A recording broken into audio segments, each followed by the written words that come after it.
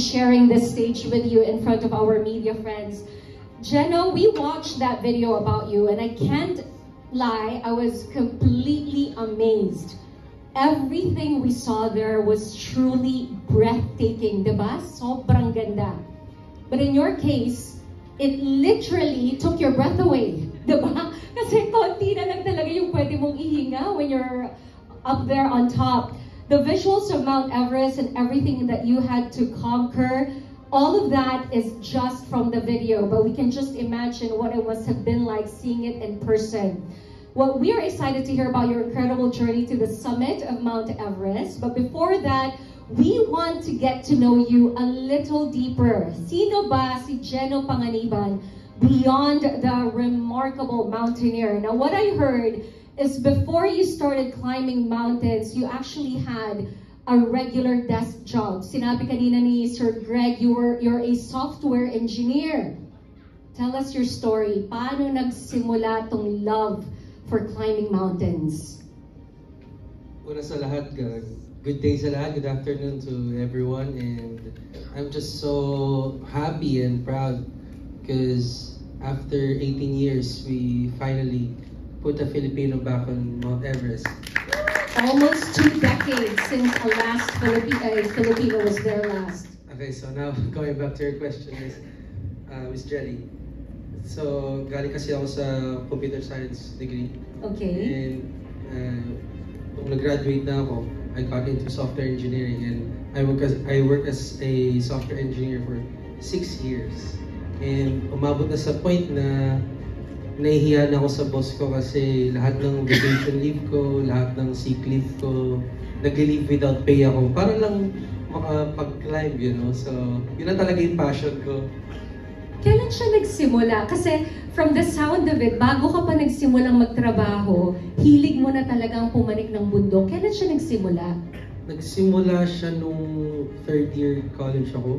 I was just envious, but more curious sa ginagawa ng friends ko at that time because they had so many pictures, interesting pictures about nature, the mountains. So ako naman na-curious ako na ano bang meron dyan? Baka pwede kong subukan, no? And yung mga time na yun, medyo hesitant pa yung parents ko kasi ako lang yung nag-hike sa family namin. Oo, wala pa sila masyadong alam. Yeah. So, doon na-introduce na sa akin yung nature, yung outdoors. So, dahan-dahan ako na-in-love sa ganda ng Pilipinas. Oh, wow. So, nagsimula pala talaga siya sa college bago ka pa nagtrabaho. Paano ka umabot sa, okay, napanik ko na itong mga bundok na to, Mount Everest naman? Well, I think that at that time, nagkakaroon ako ng realizations na I think I'm hiking too much. Naapektuhan na yung career ko. And naisip ko, bakit hindi ako magkaroon ng farewell climb, ng graduation climb. And naisip ko, baka pwede akong pumunta sa Himalayas. Yun na yung last climb ko. Kasi tatapusin mo na to. Kasi halos nakit ko na yung mga matataas sa Pilipinas. Gusto ko na ng farewell climb. And going to Everest Base Camp, it's a bucket list for Filipino mountaineers. And yun yung naisip ko. And then my friends, si Mami Ra, si Daddy Freddy, and in-invite nila ako to go to the Himalayas. And there, una kong nasilayan yung beauty of the Himalayan mountain range. So, totoo yung sinasabi nilang tawag ng bundok. Tawag ng bundok. So, yung supposed to being farewell climb mo, ang nagsimula sa lahat. You know, for mountaineers, they say there's what you call a mother mountain. Yung pinakauna mo, alin ba to? Yung pinakita siya kanina sa video yun yung Mount Talamitam sa Nasugbu, Batangas, no? And consider siya sa isa sa madadaling bundok na akyatin. Pero at that time, wala naman kasing naggagabay sa akin nun So, I was, naka-sleeveless lang ako, wala akong dalang tubig. So, it was a hell experience for me. Pero sa kabilaan ng suffering ko, climbing that mountain, sobrang fulfilling pala makasama. So, lahat ng pagod ko nawala. Ito nagsimula talaga. From conquering that first mountain of yours to Mount Everest, anong masasabi mong differences between the two? Ang laki ng difference kasi tayo as Filipinos, we're used to having only two seasons here. So meron tayong summer and rainy season, and nasa tropical country tayo, so mostly jungle yung trail, no? Pero pagdating sa Himalayas, ano na, tumataas na yung altitude, may snow, may ice, puro rock. So, ibang-iba yung terrain talaga. And gumagamit na kami ng special equipment to climb. So what led you to finally decide, you know what, it is time, Mount Everest na talaga? Last year, I risked to climb my first 8,000 meter peak. That was Mount Manaslu, 8,163 meters. And that was my first experience in using supplemental oxygen. And it was my first experience with the dead zone. And after summiting that mountain, we were the first Filipinos to actually summit that mountain. Oh, wow! And after summiting that, nagkaroon na ako ng confidence na, okay, I think it's time for Mount Everest. Okay. Run it by everyone here. I'm curious, meron bang mga mountaineers dito? Okay. Meron? Aside from yung mga kasama ni Jeno, anyone from the media, can you paint the picture for us of what it entails? Kasi like, gaya na sinabi mo, dito sa Pilipinas, dalawa lang yung seasons natin, hot, rainy. Ano ba yung klaseng training? Paano mo sisimulan kung gusto mong pumanik ng Mount Everest? Kasi if there's something I do know from research then, if you want to climb Mount Everest, there are only a few days in a year. It's not even weeks, it's just a few days in a year, about 10 days, the entire year na pwede kayong pumanik. So do you just go there and then start climbing within those 10 days? Ano yung preparation na kailangan?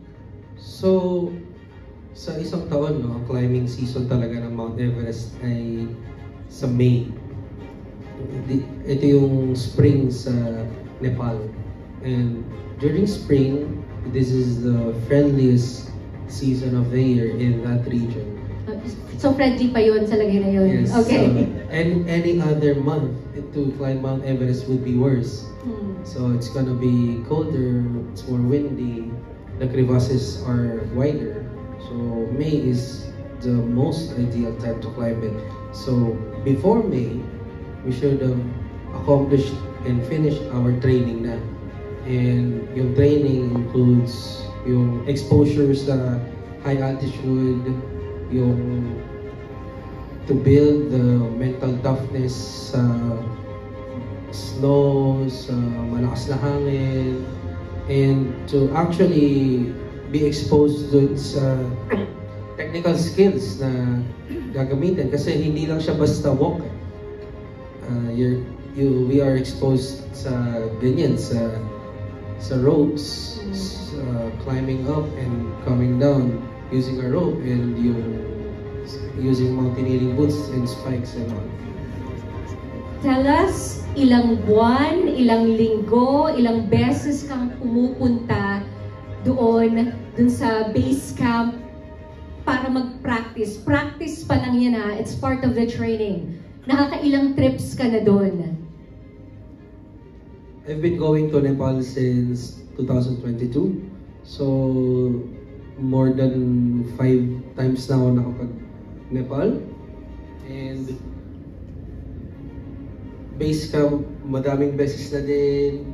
And every time na pupunta ako sa Nepal, inaakyat ko yung mga nearby peaks ng Everest para malaman ko kung kaya ko ba. Diba? Nagtitraining ako pero hindi ko pa actually alam kung kakayanin ko unless akyatin ko talaga eh. So, doon ko nalaman, doon na-build yung confidence ko. So, You know, Jenna, based on the videos that you shared with our team, I can see that you have your own oxygen tank. Tapos makikita din, even when we look at you up close, nakikita pa namin yung marks ng oxygen tank. Can you share with us the feeling of climbing Mount Everest? Kasi based on research, nalaman ko din na pag nandun ka na sa pinakatuktok, you can't even eat much, you can't drink much, you can't even breathe much.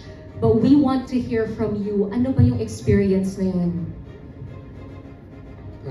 Climbing up Mount Everest is, I think, the most enduring experience that I've experienced in my life. No?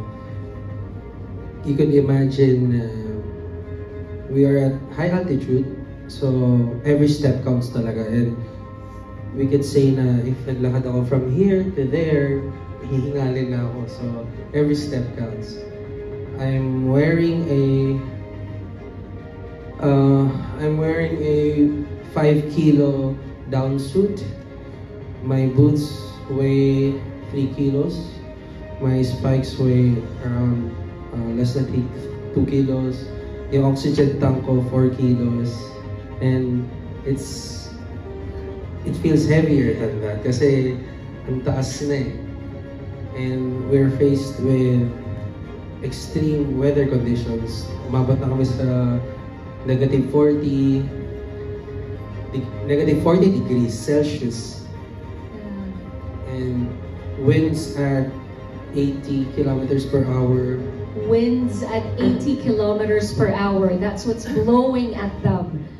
Yes, and hindi naman siya pwede basta hindahin. Kaya meron kaming windburns. So, na-mention mo kanina, no? Wala na rin kaming appetite kasi yung lack of oxygen nakaka-apekto na sa katawan namin, and for more than a month we're just drinking snow water, pinakulong snow.